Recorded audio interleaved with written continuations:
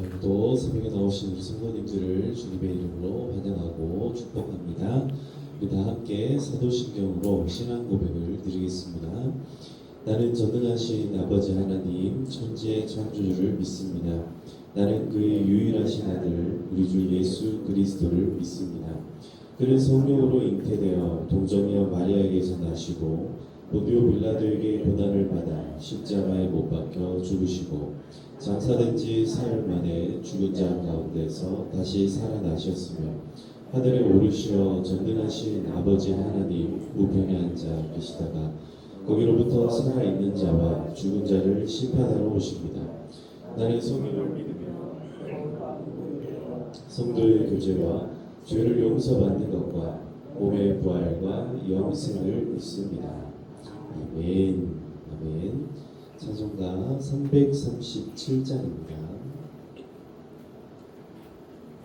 찬송가 337장.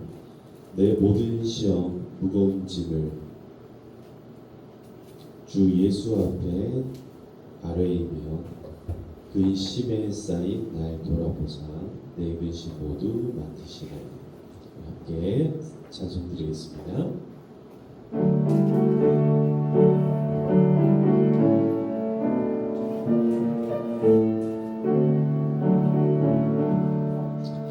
내 모든 시험 무거운 짐을 주 예수 앞에 아뢰이며 근심에 쌓인 날 돌아보사 내 근심 모두 맡으시네.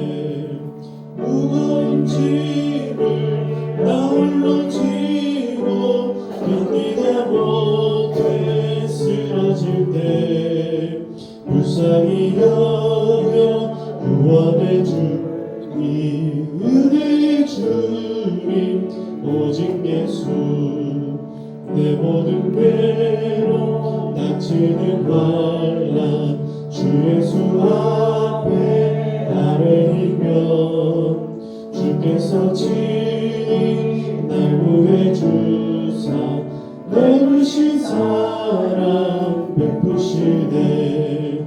무거운 짐을 나 홀로 지고 견디다 못해 쓰러질 때 불쌍히 여겨 구원해 주님 은혜의 주님 오직 예수 내 짐이 점점 무거워질 때 주 예수 앞에 아뢰이며 주께서 친히 날 구해 주사 내 대신 짐을 져주시네. 무거운 짐을 나 홀로 지고 견디다 못해 쓰러질 때 불쌍히 여겨 구원해 주님 은혜의 주님 오직 예수 마음의 시험 무서운 죄를 주 예수 앞에 아뢰이며 나의 능력이 되사 세상을 이길 힘 주시네. 무거운 짐을 나 홀로 지고 견디다 못해 쓰러질 때 불쌍히 여겨 구원해 주님 은혜의 주님 오직 예수. 사랑과 풍성하신 아버지 하나님 감사합니다. 오늘도 이 새벽에 우리를 불러주시고 은혜의 보좌 앞으로 우리를 인도하여 주심을 감사드립니다.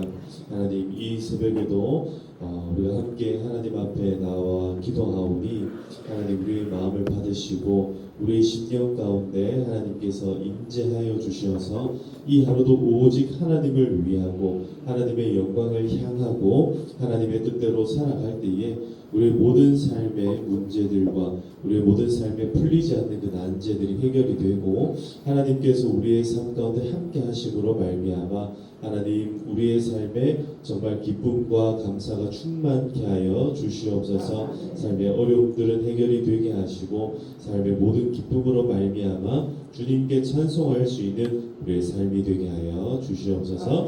우리와 함께하여 주시기를 간절히 소망하옵고 살아계신 예수님의 이름으로 기도하옵나이다. 아멘. 아멘.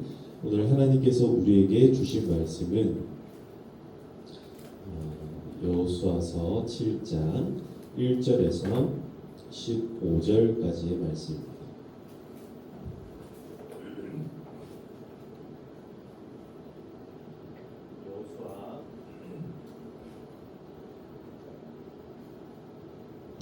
여호수아 7장 1절에서 15절까지의 말씀 우리 교독하시겠습니다. 1절부터 제가 먼저 읽겠습니다. 이스라엘 자손이 온전히 바친 물건으로 말미암아 범죄하였으니 이는 유다 지파 세라의 증손 삽디의 손자 갈미의 아들 아간이 온전히 바친 물건을 가졌음이라. 여호와께서 이스라엘 자손들에게 진노하시니라.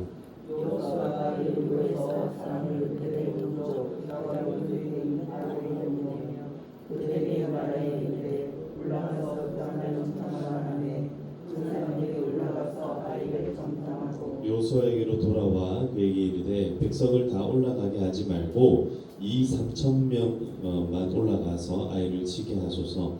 그들은 소수이니 모든 백성을 그리로 보내어 수고롭게 하지 마소서 하므로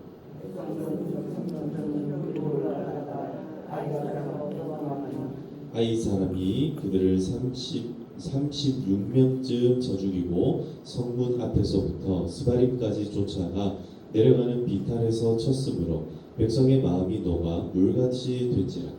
여호수아가 옷을 입고 이스라엘 장로들과 함께 여호와의 궤 앞에서 땅에 엎드려 머리에 티끌을 뒤집어 쓰고 절로 뒷받아 이르되 슬프도소이다. 주 여호와여 어찌하여 이 백성을 인도하여 요단을 건너게 하시고 우리를 아모리 사람의 손에 넘겨 멸망시키려 하셨나이까. 우리가 요단 저쪽을 만족하게 여겨 거주하였다면 졸번하였나이다. 주여 이스라엘이 그의 원수들 앞에서 도와주시니 내가 무슨 말을 하오리까. 가나안 사람과 이 땅의 모든 사람들이 듣고 우리를 둘러싸고 우리 이름을 세상에서 끊으리니 주의 크신 이름을 위하여 어떻게 하시려 하나이까 하니. 여호와께서 여호수아에게 이르시되 일어나라 어찌하여 이를 어기었느냐. 이스라엘이 범죄하여 내가 그들에게 명령한 나의 언약을 어겼으며 또한 그들이 온전히 바친 물건을 가져가고 도둑질하며 속이고 그것을 그들의 물건 가운데에 두었느니라. 그러므로 이스라엘 자손들이 그들의 원수 앞에 이미 맞서지 못하고 그 앞에서 돌아서나니 이는 그들도 온전히 갖춘 것이니라. 그 온전히 갖춘 물건을 너희 중에서 멸하지 아니하며 내가 다시는 너희와 함께 있지 아니하리라. 너는 일어나서 백성을 거룩하게 하여 이르기를 너희는 내일을 위하여 스스로 거룩하게 하라. 이스라엘의 하나님 여호와의 말씀에 이스라엘아 너희 가운데 온전히 바친 물건이 있나니 너희가 그 온전히 바친 물건을 너희 가운데에서 제하기까지는 내 원수들 앞에 능히 맞서지 못하리라. 너희는 마침내 너희의 지파대로 가까이 나아오라. 여호와께 복비는 그 지파는 그 족쇄로 가까이 나아올 것이요 여호와께 복비는 족속은 그 가족대로 가까이 나아올 것이요 여호와께 복비는 그 가족은 남자의 가까이 나아올 것이요. 함께 읽겠습니다. 온전히 바친 물건을 가진 자로 뽑힌 자를 불사르되 그와 그의 모든 소유를 그리하라. 이는 여호와의 언약을 어기고 이스라엘 가운데에서 망령된 일을 행하였음이라 하셨다 하라. 아멘. 아멘. 할렐루야. 네, 지난 밤에도 편히 잘 주무셨습니까? 네, 오늘 이 아침에도 하나님께서 새로운 힘과 능력을 저와 여러분들 가운데 주시기를 간절히 소망하고 축복합니다. 우리가 여호수아서 이 말씀을 살필 때에 여호수아서부터 시작하여서 이제 계속해서 이제 역사서 말씀을 하나하나 이제 읽어가다 보면은 때로는 하나님의 말씀을 조금 많이 말고 조금 어긴다는 것이 굉장히 때로는 심각한 어떤 문제와 결과들로 책임져야 되는 그런 일들로 우리에게 너무너무 크게 와닿는구나라는 것을 깨닫게 됩니다.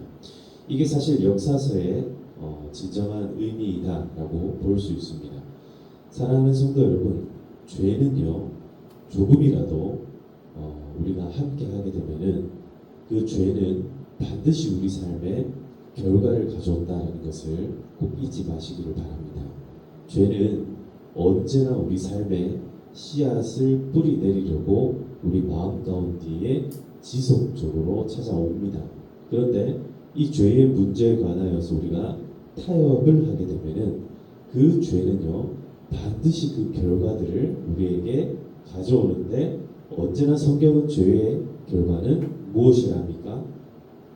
예, 사망이라고 합니다. 죄의 결과는 죄의 그 가치는요 언제나 사망과 연결되어 있습니다. 그래서 아무리 사소한 죄라 할지라도 우리가 그것과 딱 결속하는 순간 그 값은 그 결과는 언제나 그 사망을 향하여서 달려가게 된다. 이 말씀이 오늘 이런 어떤 원리와 원칙들이 오늘 우리의 마음 가운데 좀 새겨져야겠는데요. 오늘 말씀에 보면은 아간이 아주 사소한 죄를 짓습니다. 아간 입장에서는요 엄청난 대단한 범죄라고 생각하지 않았습니다. 그냥 수많은 사람들을 죽이고 수많은 물건들을 불사르거나 그리고 은과 동과 타지 않는 것들 이런 것들은 전부 다 하나님께서 어떻게 해야 했습니까?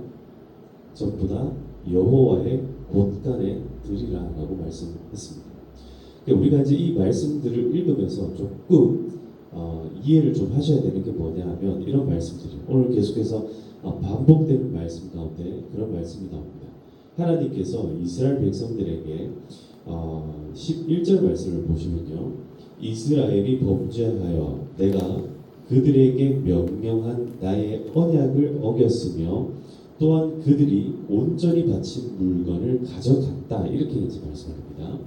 온전히 바친 물건. 자 여기에서 조금이라도 우리가 이제 잘못 생각을 하게 되면은 하나님께서는 이스라엘 백성들을 여리고성을 무너뜨리게 하실 때에 이스라엘 백성들을 왜 여리고성을 진멸케 하셨는가에 대한 오해가 생겨날 수 있습니다.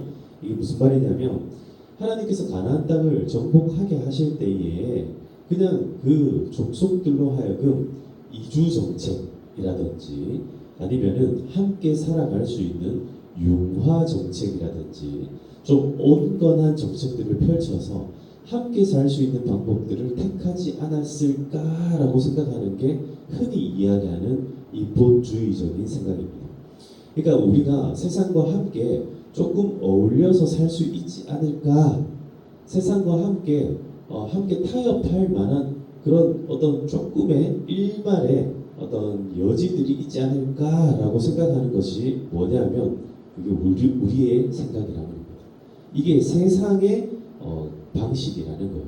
근데 하나님은요 어떻게 우리에게 오늘 말씀하시냐면 그 물건들을 왜 온전히 하나님께 바쳐야 된다라고 말씀하는가 하면 그 물건들은 죄의 값이기 때문에 그렇다는 거예요. 이거를 감당해낼 수 있는 인간은 아무도 이 세상에 없다라는 겁니다. 여러분 죄는요 무조건적으로 값을 치러야 됩니다. 근데 죄의 값은 뭐라 했습니까? 사망입니다. 사망. 죽음밖에는 그 죄의 값을 치를 것이 아무것도 없다라는 거예요. 지금 그 땅 가운데 있는 모든 은과 돈과 철과 모든 것들은 모든 재산들은 다 어떤 것이라고요? 죄의 값들로 채워진 것이다라고 말씀하고 있습니다. 그래서 하나님께서 이 여리고성을 딱 처음 정복할 때에 그곳에 난 그 어떤 것도 이스라엘 백성들에게 가지지 못하도록 했습니다. 그게 다 죄의 값들이기 때문에 그렇다. 그래서 하나님께 온전히 다 바치도록 했습니다. 하나님의 그 성전 안에서 하나님께서 함께하는 하나님의 그 어떤 거룩으로 말미암아 정결케 되지 않고서는 이스라엘 백성들이 행할 수 있는 것이 아무것도 없고 이스라엘 백성들이 가질 수 있는 것이 아무것도 없었기 때문에 그렇다는 거예요. 그런데 아간이 어떻게 합니까? 아간이 그저 우리가 생각해봐도 그렇잖아요. 무슨 돈이 잘못이 있냐? 소와 양이 무슨 잘못이, 짐승이 무슨 잘못이 있는가? 그렇게 생각을 한다는 거예요. 땅에 떨어진 돈이 무슨 잘못이 있는가 하면서 내 호주머니에 딱 돈을 집어넣는다. 여러분, 어떤 심각하게 범죄한 사람이 예를 들어서요 한 1억쯤 이제 도둑질하는 사람이 있다고 한번 생각을 해보십시오. 근데 1억을 도둑질하고 그 사람이 이제 감옥에 끌려갑니다. 근데 돈을 한 10,000원쯤 땅바닥에 흘리고 갔어요. 근데 여러분, 그 돈을 우리가 주워가면 됩니까 안 됩니까? 안 된다라는 거예요. 그 돈을 딱 줍는 순간 우리도 그와 함께 범죄하는 것이 된다. 이게 하나님의 방식입니다. 이게 하나님께서 죄를 대하는 방식인데 이스라엘 백성들은 어떻게 생각하냐면 돈이 무슨 잘못인가? 돈은 줍는 사람이 임자 아닌가? 이게 아간의 방식이었어요. 그러니 하나님께서는 죄의 값들은 죄가 스스로 지도록 해야 되는데 이스라엘 백성들이 혹여나 그 죄 가운데 손을 대므로 말미암아 죄의 값을 이스라엘 백성들이 치를까 두렵다. 그렇게 하면 안 된다. 라고 계속 가르쳤던 건데 아간은 그 죄를 지었던 거예요. 그러니까 결국 그 죄의 값은 사망으로서 결과가 나오게 되는데 무엇을 통하여서 그 결과가 나왔는가? 아이성 전투를 통하여서. 아이성 전투는요 처음 치를 때부터 하나님께서 어떤 방식으로 치르는가를 보여주시는데 처음에 하나님께서 여리고성을 침투하여서 여리고성을 정복하게 하실 때는 정탐꾼 2사람을 보내는데 그 정탐꾼들이 다른 얘기를 안 해요. 그냥 여호수아가 시키는 대로 행합니다. 근데 오늘 정탐꾼들을 한번 보십시오. 이 정탐꾼들은요 이렇게 얘기를 합니다. 3절을 한번 보세요. 여호수아에게로 돌아와 그에게 이르되 백성을 다 올라가게 하지 말고 2,3,000명만 올라가서 아이를 치게 하소서. 그들은 소수이니 모든 백성을 그리로 보내어 수고롭게 하지 마소서. 이 벌써 정탐꾼들의 머릿속에 뭐가 딱 들어왔어요? 이 계산이 들어왔다는 거예요. 아이성을 딱 보니까 이거는 그냥 이스라엘 백성들이 다 수고롭게 그렇게 움직이지 않아도 해결할 수 있는 성이다. 이게 무슨 말이냐면요. 그 앞에 여리고성을 정복할 때와는 다른 잣대와 다른 기준이 생겼다는 겁니다. 이스라엘 백성들은요. 지금 이 전쟁이 어떤 전쟁인지를 알아야 돼요. 가나안 땅을 정복해가는 이 전쟁은요. 하나님께서 허락하신 거룩한 전쟁입니다. 하나님께서 어떤 방식으로 행해야 될지를 알려주는 대로 싸우면 돼요. 근데 지금 여호수아는 누구의 말을 듣습니까? 여러분, 여호수아가 거의 대부분 여호수아는 하나님의 말씀을 잘못 듣지도 않고 잘못 행하지도 않아요. 근데 거의 여호수아 말씀을 읽다 보면은 한 2번쯤 실수를 하는데 그 실수 가운데 첫 번째 실수가 여기 나오는 거예요. 아이성 전투를 앞두고 여호수아가 왜 실수에 빠져들까 고민해 보면 그것은 아간의 범죄로 말미암아 이스라엘 백성들이 죄값을 치르게 됐기 때문에 이 실수를 하게 되었다라고 밖에는 생각할 여지가 없어요. 아무리 똑똑하고 아무리 지혜로운 사람이라 할지라도 죄가 그 사람 안에 들어오게 되면요 거기에서부터 실수가 나오기 시작합니다. 우리가 뭔가 좀 이상해. 우리 인생 가운데 뭐가 잘 풀리지 않고 뭔가 묶이기 시작한다면 그 원인이 내 안에 있을 수도 있고 나와 가장 가까운 데 있는 내 가족이나 나와 가장 가까운 데 있는 사람들 가운데 이 죄의 값을 치르는 어떤 그런 것으로서 우리의 삶에 어려움이 생기기도 하더라라는 거예요. 여러분, 죄의 결과는요 무조건적으로 사망으로 연결된다는 것을 오늘 우리가 다시 한번 더 생각해 봐야겠습니다. 결국 어떻게 되는가 하면 4절에 보시면 그 말을 들어요, 여호수아. 그래서 백성 중 3,000명쯤 그리로 올라갔다가 아이 사람 앞에서 어떻게 됩니까? 도망합니다. 그리고 그들을 36명쯤 쳐 죽인다. 이스라엘 백성들 중에서 원래 여리고성을 정복할 때는 그 누구도 죽지 않습니다. 잘 들으세요. 죄의 값을 누가 치렀기 때문입니까? 죄의 값을 바로 예수님으로 바로 연결되면 너무 빨리 연결돼버렸고 죄의 값을 누가 치르냐면 죄의 값은 죄 지은 사람이 치르는 겁니다. 그죠? 그러니까 죄의 값을 누가 지금 치른 거예요? 여리고성 사람들이 치른 거예요. 그죠? 근데 아이성 사람의 죄의 값을 지금 누가 치르고 있다라는 거예요? 이스라엘 백성들이 지금 이 36명이라고 하는 이 사람들이 치렀어요. 왜 그렇습니까? 아간이 범죄했기 때문에. 아간이 죄의 값을 자기가 주머니에 딱 넣는 순간 죄의 값을 이제 누가 치르게 되냐면 이스라엘 백성들이 치르게 된다. 여러분 이게 죄값이라는 게 죄의 이 값이라는 게 굉장히 무섭다라는 것을 우리가 이해할 수 있는 대목입니다. 사랑하는 성도 여러분, 우리의 죄값은 이제 다시 말씀드립니다. 우리의 죄값은 누가 치르셨어요? 예수님께서 치러 주신 줄 믿습니다. 우리 죄값은 이미 예수님께서 치러 주셨습니다. 근데 그럼에도 불구하고 우리가 다시 범죄하고 우리가 다시 죄를 지을 수 있어요? 없어요? 있어요. 그게 우리입니다. 그게 연약한 우리의 현실입니다. 그래서 우리는요, 이 땅에 살아가면서 우리의 늘 그 한계를 막 부딪히는 거예요. 그래서 사도 바울은 늘 마음 가운데 힘들어합니다. 이미 예수님으로 말미암아 구원 받았는데 내 마음은 정말 하나님을 향하여 여전한데, 근데 어때요? 한켠에서는 여전히 세상과 맞닿아 있고 내 마음은 여전히 요동하고 내 삶은, 내 인생은 여전히 죄를 짓는 거예요. 그러니까 마음에 막 불이 일어납니다. 갈등이 되고 마음이 어려운 거예요. 사랑하는 성도 여러분, 그럴 때 예수 앞에, 주 예수 앞에 다 아뢰요. 주 예수님 앞에 나오신 성도 여러분, 주님께 다 아뢰고 우리의 마음 가운데 기쁨과 평강을 다시 회복하시기를 바랍니다. 여호수아가 옷을 찢습니다. 그리고 여호와의 궤 앞에서 엎드리고 머리에 티끌을 뒤집어 쓰고 접을 도록이 있습니다. 그리고 그가 슬퍼하며 하나님 이 백성을 인도하여 여기까지 오게 하신 하나님, 차라리 요단을 안 건너는 게 나았겠습니다. 그 이야기를 하는 거예요. 그러니까 하나님께서 이제 뭐라고 말씀하십니까? 네가 왜 이렇게 엎드려 있느냐?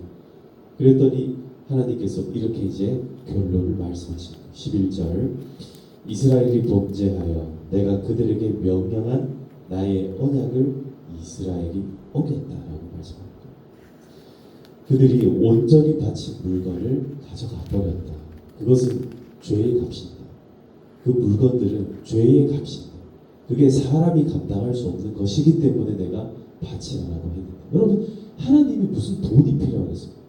하나님에게 무슨 은금, 동철이 무슨 상관이 있겠습니까? 그러니까 하나님이 그걸 바치라는 이유가 뭐냐면 죄의 값을 사람이 치를 수가 없다는 거예요. 죄의 값을 치를 수 있는 것은 하나님밖에 없다는 거예요. 근데 사람이 스스로 그 죄의 값을 가져가 버렸다. 도둑질하고 속이고 그것을 그들의 물건 가운데 두었다. 그러니 원수 앞에 능히 맞설 수도 없고 그들 앞에 돌아서게 되고 그들이 오히려 죄의 값을 치르게 된다. 그래서 이 12절에 나오는 그들도 온전히 바친 것이 됨이라, 이 말은요, 그 죽었던 36명쯤 되는 그 사람들 있죠. 그 사람들이 죄의 값이 되어버렸다. 그 사람들의 죽음이 죄값이 되어버렸다라고 지금 하나님께서 말씀하십니다. 이제 하나님께서 돌이킬 수 있는 방법을 주십니다. 그것은 뭐냐면 온전히 바친 물건들, 그러니까 죄값을 지금 훔쳐간 그 사람을 내어놓아라는 겁니다. 내어놓는 방식은 너희들끼리 알아서 의견을 내어서 내어놓아라, 이게 아니에요. 실제로 죄의 잘못을 치른 그 사람으로 하여금 제비를 뽑게 하시고 그 제비를 통하여서 그 사람이 드러나게끔 하십니다. 사랑하는 성도 여러분, 하나님 앞에 오늘 우리의 마음 가운데 혹여라도, 물론 우리의 믿음은요, 우리가 하나님 앞에 구원받고 예수님으로 말미암아 구원받은 그 사실은 변하지 않는 줄로 믿으시기를 축복합니다. 이 믿음에 있어서 여러분 우리는 흔들리지 말아야 돼요. 그러나 우리가 혹 살아가면서 그런 어떤 근원적인 죄는 우리가 이제 해결이 됐습니다. 우리가 하나님의 천국을 경험하고 천국에 살아가는 그것은요 흔들리지 말아야 돼요. 근데 우리가 살아가면서 사소하게 우리 마음 가운데 우리의 삶 가운데 계속해서 욕심도 생겨나고 정욕도 안목의 정욕, 이생의 정욕들이 막 생겨날 때 어떻게 해야 되는가? 우리는요 그 자리에서 또 회개하고 또 돌이켜야 된다. 다시 하나님께 나아가면 우리는 살아갈 줄로 믿습니다. 다시 하나님께 나아가야 그래야 우리는 구원의 길로 계속해서 살아갈 수 있다는 거예요. 여러분 하나님께 한번 붙들린 바 되셨습니까? 그러면 그 손에서 다시는 벗어나지 마시기를 축복합니다. 하나님께 꼭 붙들린 바 되어서 살아가시기를 축복합니다. 어젯밤 11시 한 30분쯤에 어제 이제 손현보 목사님 아시죠? 우리 고신 교단의 목사님인데 그분이 지금 구속 영장을 청구받았어요. 갑자기. 저도 오늘 새벽에 갑자기 기사를 보고 깜짝 놀랐는데 그분이 구속 영장을 받은 것에 대한 잘못이 막 서술되어 있습니다. 제가 우리 교단 목사님이어서가 아니라 한 나라의 지금 목사님이 구속 영장 청구를 받았다는 것 자체가 이건 좀 되게 심각한 문제입니다. 왜 그러냐면 목사에게 뭐라고 한 줄이 적혀 있었냐면 도주할 가능성이 너무너무 크기 때문에 이 사람에게 구속 영장을 청구한다고 되어 있어요. 여러분 목회자가 도망을 가는 게 말이 됩니까 안 됩니까?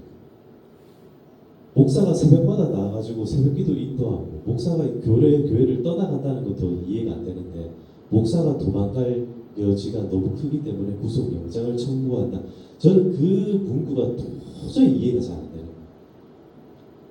그분이 어떤 죄를 짓고 어떤 나라의 정치적인 그리고 어떤 선거법을 위반하고 이런 것들 때문에 죄값을 치러야 된다는 것에 대해서는 저는 그거는 이해가 됩니다.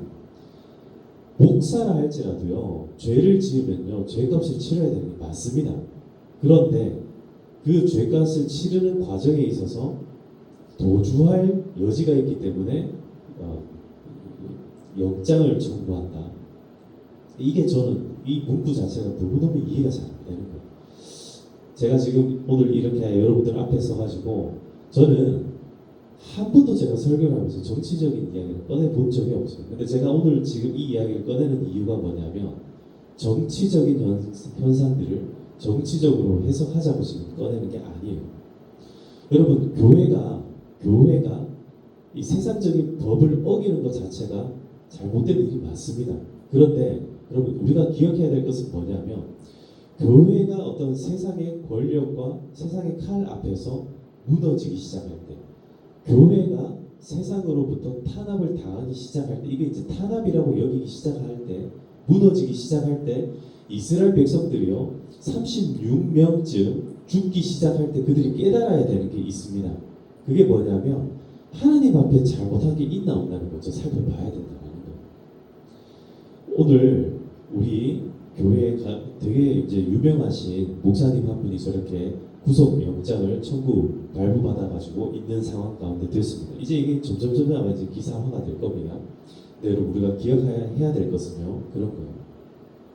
그 사람이 잘못했는가? 그 사람이 진짜 실수했는가? 이거는요 판사가 그리고 사법부가 판단하고 그건 해결할 문제들입니다. 그러나 우리가 기억해야 될 것은 뭐냐면 교회가 하나님 앞에서 진짜 제대로 서 있는가? 교회가 하나님 앞에서 진짜 해야 될 일을 제대로 하고 있는가를 생각해야 된다는 겁니다. 사랑하는 성도 여러분, 세상에 이런저런 이야기들이 오고 갈 때에 마음 휘둘리지 마시기를 축복합니다. 마음 흔들리지 마시고 내가 살아가고 있는 이 현장에서 최선을 다하여서 살아가시기를 축복합니다. 선거할 수도 있습니다. 선거할 수 있고 교회는요, 성도들은요, 이 세상에 또 속해져 있는 사람들이기 때문에 여러분들도 역시 선거를 해야 됩니다. 투표해야 된다는 거예요. 근데 그것에 대한 결과는요, 투표로서 끝이 나야 됩니다. 거기에 관하여서 더 심각하게 우리가 나서가지고 뭔가를 막 이렇게 적극적으로 뭔가 한다라는 어떤 이런 부분들은요, 참 주의할 필요가 있다는 거예요. 저는 이렇게 생각합니다. 이런 메시지가 있다고 생각해요. 코로나 때도 그렇고 저는 언제나 정부에서 지침을 주는 대로 저는 지켜야 된다고 생각했던 사람인데 저는 법은 늘 지켜야 된다고 생각하는 사람이 여전히 마찬가지입니다. 만약 잘못한 것이 있으면 그 죄값은 치러야 됩니다. 근데 이런 일들이 교회에 일어날 때에 저는 그 마음 가운데 우리가 영적으로는요 늘 우리는 회개하고 다시 우리를 돌아보고 하나님 앞에 우리가 잘못하는 것은 없는지 우리가 혹 하나님 앞에 혹 세상 앞에 부끄러운 일을 행한 일은 없는지를 살펴보아야 된다는 거예요. 그렇게 해서 여러분 우리가 스스로를 돌아보아서 가정 가운데서 또 세상 가운데서나 이런 모든 삶에 있어서 부족함이 없도록 그렇게 살아가시기를 축복합니다. 하나님께서 오늘 이 아간의 범죄로 말미암아 물러서게 된 이스라엘 백성들에게 메시지를 줍니다. 온전히 바쳐진 것 그것은 죄의 값을 의미하고 그것은 너희가 지을 수 있는 것이 아니라고 말씀하십니다. 사랑하는 성도님 오늘도 예수님 붙잡고 살아가시는 우리 성도님들 다 되시기를 주님의 이름으로 축복합니다. 기도할 때에 우리 한국 교회를 위해서 좀 기도해 주셨으면 좋겠습니다. 모든 일들이 하나님께서 정말 우리 마음 가운데 좀 새로운 마음을 주시고 또 교회가 새롭게 될 수 있는 그런 교회가 되게 해주시고 특별히 또 어려움 가운데 있는 우리 교회들 또 목사님 한 분이 저렇게 또 구속돼 버리면은 한 교회가 또 어려움을 참 당하게 될 거예요. 저는 그렇게 교회가 휩쓸려 나가지를 않기를 저는 바랍니다. 모든 교회는요 하나님의 정말 몸된 교회로서 그 역할들을 감당해야 되는 거예요. 그래서 오늘 우리가 세계로 교회를 위해서도 좀 기도를 해주시고 손현보 목사님을 위해서도 좀 기도할 때 죄 지은 것이 있다면 그 죄값을 치르는 것은 마땅하다고 생각을 합니다. 그러나 그 마음 가운데 다시 하나님께서 주신 사명들을 잘 감당할 수 있는 그런 목사님 될 수 있도록 그래서 그런 모든 문제들 잘 좀 해결될 수 있도록 생각나는 대로 기도해 주시면 좋겠습니다. 제가 오늘 함께 기도할 때에 개인의 기도 제목과 가정을 위하여서 나라와 민족과 열방을 위하여서 시간 함께 주여 함께 외치고 기도하도록 하시겠습니다. 주여